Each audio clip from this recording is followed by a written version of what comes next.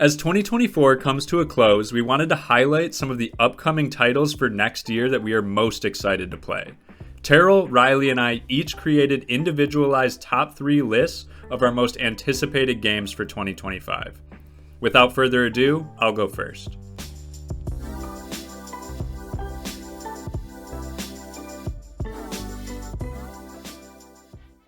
Coming in at number 3 is Skate. I grew up as a skater boy as well as a gamer, so it was an obvious intersection of interest that led me to spend countless hours mastering tricks and exploring the open worlds of the previous 3 Skate games. These games became a core part of my gaming experience. Skate 3 was released in 2010. As the years went by, I eventually accepted that the franchise might just be a memory. After all, more than a decade had passed since the release of Skate 3. So when the announcement for the 4th Skate game finally came out, I was both surprised and very excited for the return of a series that I thought was gone for good. It sounds like Skate 4 is scheduled for a full release in late 2025, with early access sometime early this year.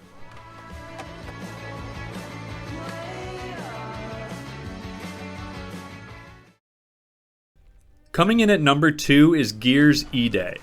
Gears of War is a series I've been following since the very beginning, and I've loved it since day one. The universe they've built is so unique, and that cover-bouncing, arena-style combat is unlike anything else. Gears 4 and 5 were still awesome and stayed true to the originals, but I'll admit I didn't connect with the new generation of characters quite as much.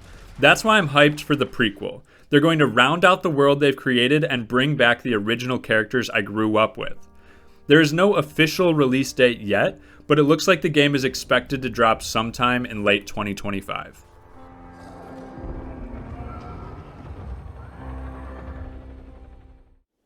And number 1 is Silent Hill F. If you know me, you know survival horror is one of my favorite genres. And if you watched our Silent Hill 2 remake review, you also know I've recently become a fan of the franchise. Not much has been announced about this game yet, but we did get a vague trailer that shows 2 important things. First, the series is taking a major turn in setting. It's going to take place in rural Japan. Second is the story is being written by a Japanese writer who goes by the pen name Ryukishi07. I'm not familiar with him personally, but from what I've read, he's highly regarded in the horror world. I plan on reading some of his work before the game releases to get a better sense of his style. Some of the original fans are worried about the setting change and how it will tie into original lore, but as a newer fan who's also fascinated by Japanese culture and art, I'm really excited to see how this turns out.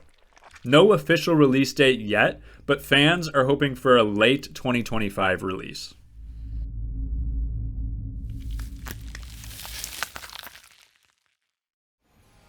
Coming in at my number 3 spot is Hades 2, developed by Supergiant Games.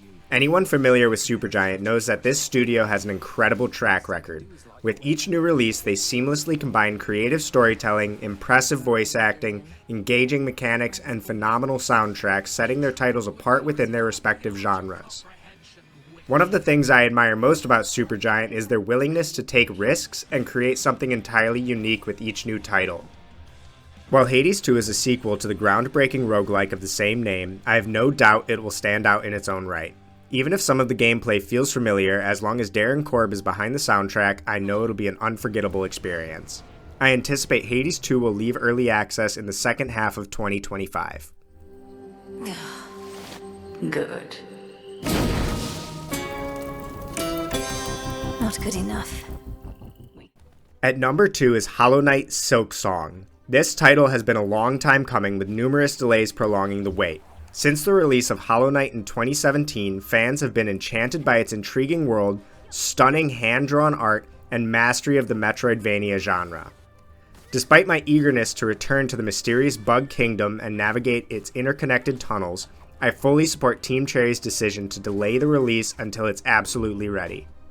Far too often, we see highly anticipated titles launch prematurely, leaving players with an unfinished and underwhelming experience. Fortunately, Hollow Knight Silksong seems to be avoiding this pitfall, and the extended wait will hopefully be worth it.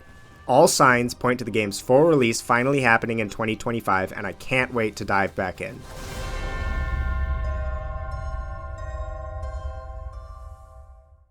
Finally, taking my top spot is No Rest for the Wicked.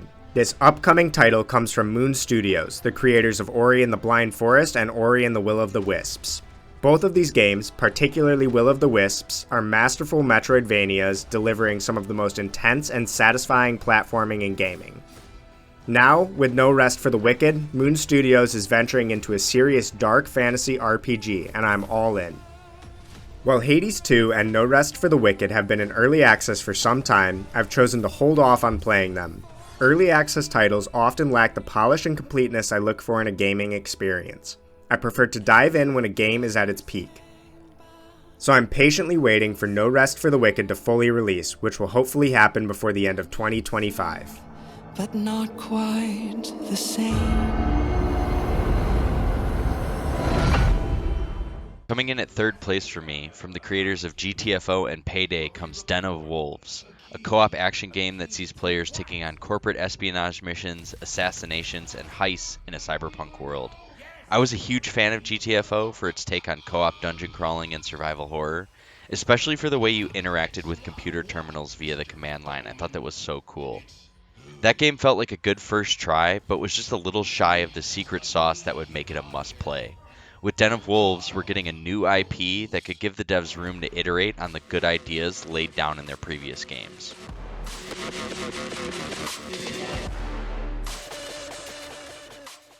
Coming in at number 2 for me is Avowed. From the creators that brought us the legendary Fallout New Vegas, Avowed is a fantasy action RPG set in the Pillars of Eternity universe.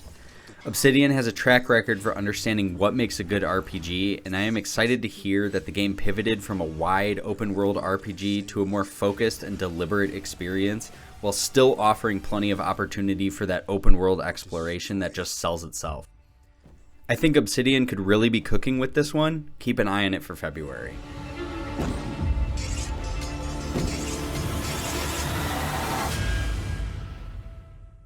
And coming in at the number 1 spot, we have Kingdom Come Deliverance 2. This game is shaping up to be my most anticipated game for next year. The original game was a rough-edged, ambitious title that didn't quite find the commercial success it maybe deserved. Its focus on immersion led to some fiddly and unintuitive systems, particularly the combat, that put a barrier to the rich open world that had so much to explore. Kingdom Come Deliverance 2 looks to be a smoother and more refined iteration on the ambitious ideas of the first game, and that is a recipe for a prolific title.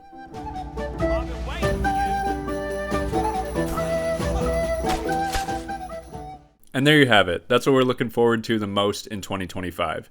If you enjoyed the video, please give us a like and subscribe to support the channel, and shoot over a comment letting us know what you think of our lists and what you might be looking forward to yourself. As always, thanks for watching.